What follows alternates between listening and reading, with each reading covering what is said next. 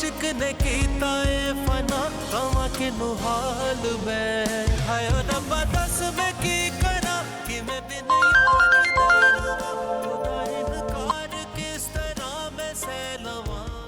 Hello सिला, तुम ठीक तो हो? तुम्हारी आवाज इतनी भारी क्यों है? रो रही हो क्या? कुछ नहीं, वो मेरे पास कोई है नहीं ना जिससे मैं अपने दिल की बात कर सकूं। मॉम भी नहीं है तो बस काश मुझे आपसे मिलने की इजाजत होती। मेरी जान ऐसे मत बोलो, मैं हूं ना, मैं हूं तुम्हारी माँ। और ये याद रखना कि दुनिया की कोई भी ताकत मुझे तुमसे मिलने से नहीं रोक सकती। मैं तो तभी तुमसे मिलना चाह रही थी जब तुम्हारे रिश्ते के टूटने का पता चला। बस ये सोचकर रुक जाती थी कि पता नहीं तुम किसी काबिल समझो या नहीं। बेटा, जिस तरह से तुम मेरी आवाज सुनकर रोई हो ना, मैं भी तुमसे रोज मिलने के लिए बस सोचती रहती हूँ। और हाँ, एक और बात याद रखना, तुम्हें अपने नाना की फिक्र करने की कोई जरूरत नहीं, मैं संभाल लूंगी उसे। पर पुप्पो, नाना जी को अच्छा नहीं लगेगा, वो बहुत गुस्सा करेंगे। ये बड़ों की बातें हैं बेटा, हम आपस में देख लेंगे। बस तुम प्रेशर मत लो, ठीक है? मैं आती हूँ तुम्हारे पास। Thank you. ओके बेटा।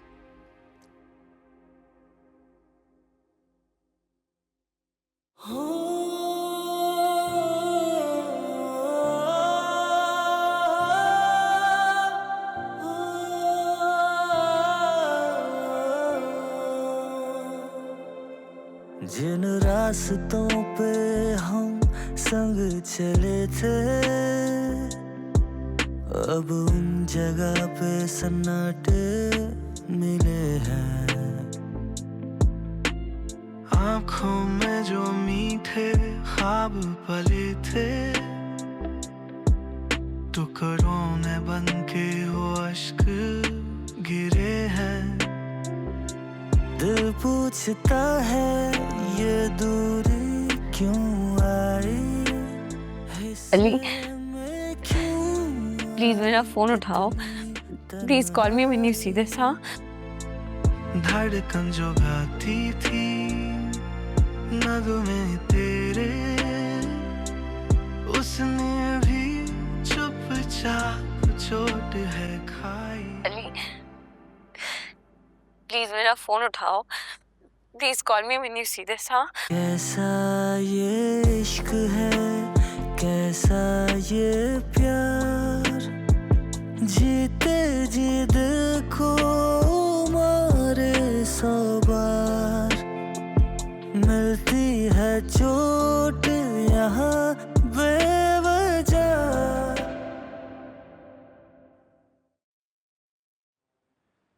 पप्पो, पप्पो। जी बेटे। अरे आप ये सब क्यों कर रही हैं? मैं हूं ना, मैं कर दूंगी। अरे हो गया, बस सलाद ही तो काट रही थी, कुछ भी नहीं है। चले। अच्छा, मैंने अली का कमरा सब सेट कर दिया है, उसका कबर्ड भी बिल्कुल सेट है, सब ओके है। लेकिन अब सिला होती तो ये तो ना करती। नहीं बेटे, सिला को घर के काम आते ही कहाँ हैं। घर में मुलाजिमों की फौज है, उसको जरूरत ही नहीं पड़ती। जी बिल्कुल ऐसा ही है। अम्मी, हम्म? मुझे भी कुछ खाने को दे दें। बस बेटे, हो गया, लगाती हूँ अभी। और आप तो रोज यहीं पाई जाती हैं।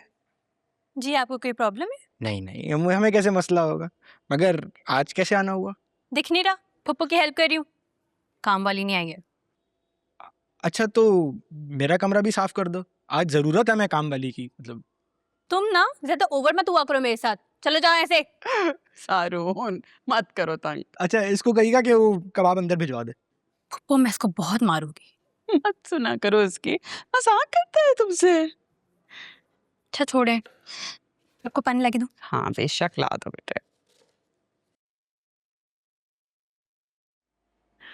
चलिए ठीक है, आप लोग बैठ के बातें करें, मैं जरा दुरानी साहब को देख लूं। जी ठीक है,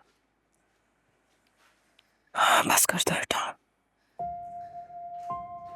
अगर मैं तुम्हारे लिए कोई स्टेप लूं तो क्या तुम मेरा साथ दोगी? कैसा स्टेप पप्पू? मैं अगर तुमसे ये कहूं कि मेरे साथ चलो, नाना जी के बगैर? नहीं पप्पू, मैं उन्हें अकेला छोड़ के नहीं जा सकती। वो वैसे भी आज तक मेरे बगैर कभी भी नहीं रहे, वो ये हैंडल नहीं कर पाएंगे। वो तुम्हारी शादी के बाद भी तो रह सकते थे ना। हाँ, लेकिन तब तो मैं आती जाती रहती और उनके साथ कांटेक्ट में भी रहती, फ़ोन करती रहती, पर मैं अगर ऐसे उन्हें छोड़ के जाऊंगी तो वो बहुत हर्ट होंगे। हर्ट वो तुम्हें कर रहे हैं, बल्कि तुम्हारे साथ जुड़े हर रिश्ते को वो हर्ट कर रहे हैं। पप्पू, मैं ये हिम्मत नहीं कर सकती। अगर ऐसा है ना तो फिर ये रोना बंद कर दो और ये समझ लो कि वो लड़का अली तुम्हारी किस्मत में है ही नहीं। नहीं पप्पू, मैं ये भी नहीं कर सकती। मैं अली से बहुत प्यार करती हूँ, उसके बगैर नहीं रह पाऊंगी। अच्छा, पता चल रहा है मुझे कि तुम कितना प्यार करते हो। ये अंदाजा मुझे पहले भी था, मगर तुम अपने नाना की जिद से वाकिफ नहीं हो क्या? तुम्हें पता है कि उन्होंने अपनी अखलौती बेटी को डिसऑन कर दिया था, उसकी मोहब्बत को कभी कबूल ही नहीं किया। पप्पू, लेकिन अगर अली आके नाना जी से बात करे, उन्हें मना ले, तब तो सब ठीक हो सकता है ना। आप बात करें प्लीज। चलो ठीक है, मैं जाकर उनसे मिलती हूँ, कोई हल भी निकाल लूंगी। लेकिन तुम्हारे नाना फिर से सब कुछ खराब कर देंगे। वो किसी की नहीं सुनते हैं, बस अपनी मर्जी करते रहते हैं। वो मेरे पास इसके अलावा और कोई रास्ता नहीं है। प्लीज आप अली से बात करें, उससे मनाएं, उससे कहें कि आगे बात करें नाना जी से। किस मुश्किल में रह रही हो तुम, सोच सोच के मेरा दम घुट रहा है। खैर, मैं जाकर मिलती हूँ उनसे, देखती हूँ कि बात कहाँ ठहरती है। मैं आपको उसका एड्रेस दे दूं? हाँ, एड्रेस दे दो, नंबर तो है मेरे पास। मेरा तो अब अली फोन भी नहीं उठाता। हाँ, पर तुबा बहुत अच्छी है, वो मेरे मैसेज का भी जवाब देती है, मेरा फोन भी अटेंड करती है, बहुत अच्छी है वो। पता नहीं नाना जी क्यों उससे इतना चिढ़ते हैं, हमेशा यही कहते हैं कि वो मेरी अम्मी जैसी है। बस अल्लाह तुम्हारे नाना को ना हिदायत दे, पता नहीं क्यों इतने संगदिल हैं। अच्छा ठीक है ना, तुम रोना बंद कर दो, चलो डरो मत, सब ठीक हो जाएगा। हाँ पप्पू, पक्का सब ठीक हो जाएगा ना?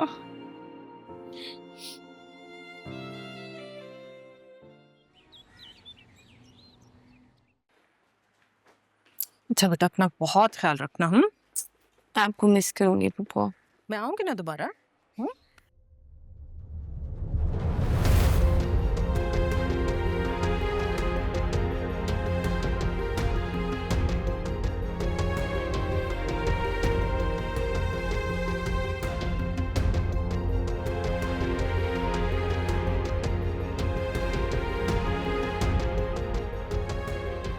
अभी तक पाकिस्तान में ही घूम रही हैं?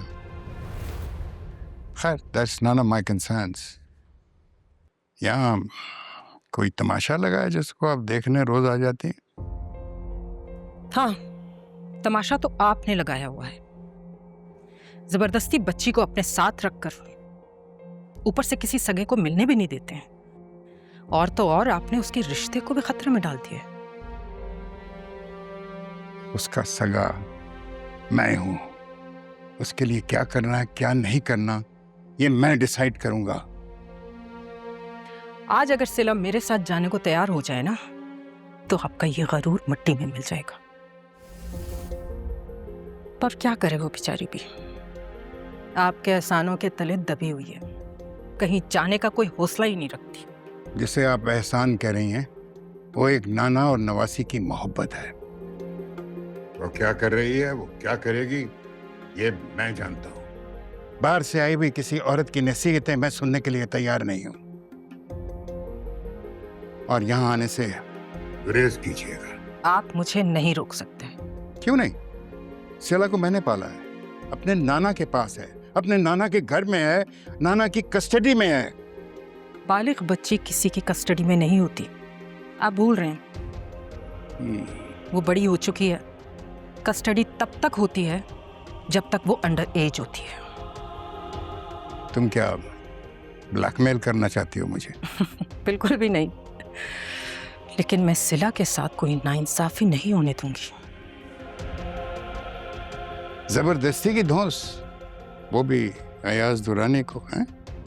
जानती हूँ मैं, बड़ा नाम है आपका, ताकतवर इंसान है, लेकिन याद रखें कि रिश्ते से ज्यादा ताकतवर कुछ भी नहीं होता। और आप ये बात तस्लीम कर लें कि जितना हक आपका है ना उस पर, उससे कई ज्यादा हक मेरा भी है। चलें, अपना अपना हक जताकर देख लेते हैं। जरूर। आइए। आज भी कोई बात नहीं।